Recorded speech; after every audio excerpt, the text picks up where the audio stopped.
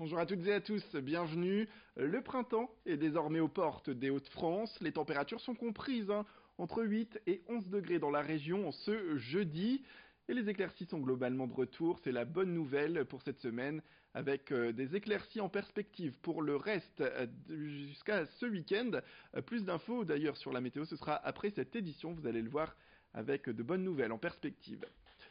Vous êtes peut-être déjà allé voir quelques expositions là-bas. Eh bien, la maison de la photo de Lille pourrait vivre ses derniers instants. Le 16 février, à la suite d'une table ronde, eh bien, la région, le département ainsi que la métropole européenne de Lille ont décidé de se retirer du financement de la structure ainsi que la ville de Lille en partie. Le président des lieux, Patrick Roussiès, a réagi ce lundi 5 mars au cours d'une conférence de presse avec des propos alarmants. La chute de ces aides financières représenterait un trou de 130 000 euros dans le budget 2018 de l'institution. Cette somme représente un quart du budget annuel. En plan en moins, Festival des transphotographiques en péril, la maison de la photographie ne dispose que de 40% de subventions publiques. Une baisse drastique selon les responsables quand on voit qu'elle en dépendait à 100% en 2001 de ces subventions publiques. Pierre Coursière est le PDG du Furet du Nord, c'est également le président de la maison de la photographie. Il était au micro de Brio Gorchi pour parler aujourd'hui de ce problème. Je ne voudrais pas m'engager sur des chiffres précis compte tenu du fait que nous devons encore voir avec les municipalités et les collectivités pour boucler ce budget, mais on parle de plusieurs dizaines de milliers d'euros qui à ce stade ne sont pas pourvus et qu'il manque objectivement à la maison de la photo pour financer ces projets qui nous ont permis depuis 20 ans d'animer le territoire, de jouer notre rôle culturel, nous permettre d'animer ce quartier de Fives, nous permettre de faire de l'éducation à l'image et accessoirement de monter les transphotographiques qui sont une très très belle exposition et animation photographique tous les 2 ans sur la ville de Lille. Elles viennent de décoller direction la Turquie. L'équipe féminine de l'ESBVA Lille Métropole rencontre jeudi le club turc Antakya Hatay pour un quart de finale retour en Coupe d'Europe. Le club lillois a gagné le match aller de 2 points déjà, 74-72 jeudi dernier. La rencontre de cette semaine s'annonce difficile et pour cause.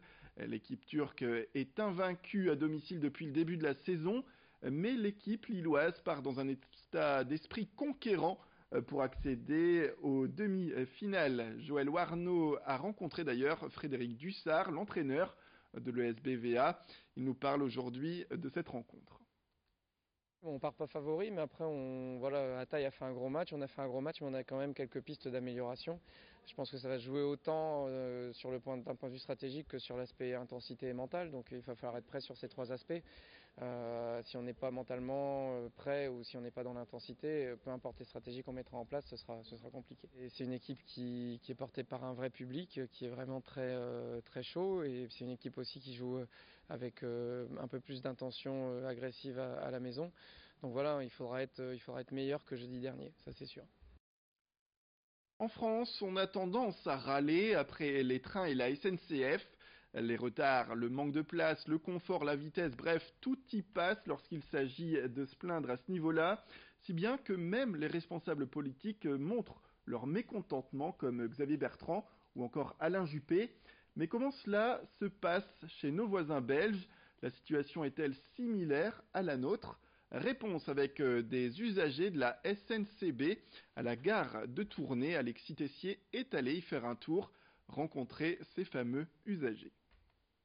Beaucoup de retard par rapport à ce qu'ils disent dans les trucs internet et tout ça. Ils disent qu'il y a beaucoup moins de retard, mais non, ils sont toujours en retard. Il y a des retards de 5 à 10 minutes, voire 30 minutes, c'est beaucoup. Je trouve ça va, de temps en temps effectivement il y a des retards, mais c'est souvent parce qu'il y a des soucis sur le réseau quoi. Je suis assez tolérant à ce niveau-là, je vais dire.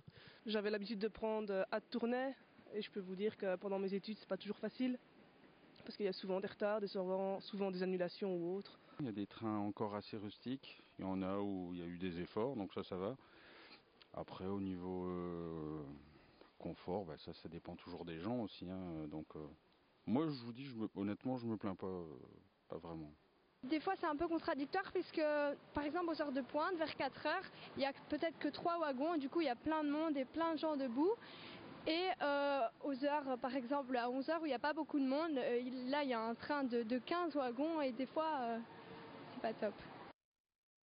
Durant toutes les vacances, le Centre régional des arts du cirque à l'Homme propose aux enfants de 5 à 13 ans de s'initier aux arts de ces chapiteaux légendaires.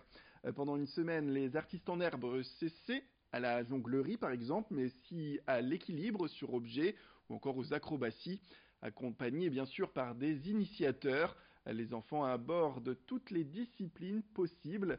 Des ateliers qui se pratiquent en groupe de 14 maximum. Les enfants présentent ensuite ce qu'ils ont appris en fin de semaine devant les parents, bien sûr, qui sont ravis de les voir ainsi se mouvoir aussi facilement.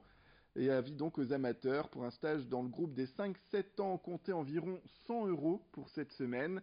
Le tarif est de 170 € pour les enfants de 8 à 13 ans. Pour notre part, eh bien, nous sommes allés comprendre mieux comment se déroulent ces stages avec les personnes responsables du site. C'est en tout cas quelque chose qui leur met un premier pas, qui leur met un premier pied, on va dire, dans la discipline du cirque. Donc des fois, on en a qui vont tout simplement revenir ici pour prendre des cours.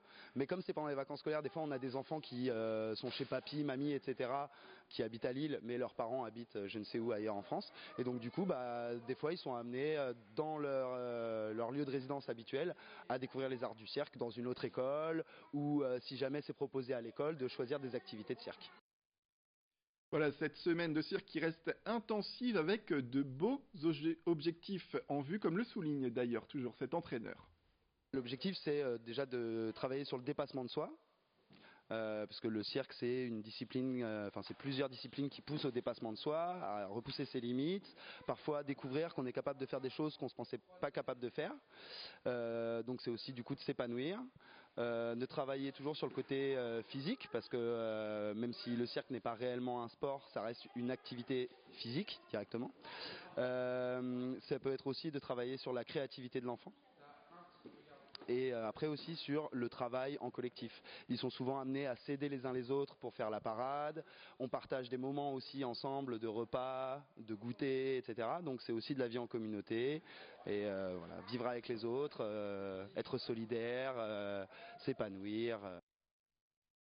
Voilà, c'est la fin de cette édition. Merci à toutes et à tous de nous avoir suivis. Restez avec nous tout de suite, retrouvez vos prévisions météorologiques.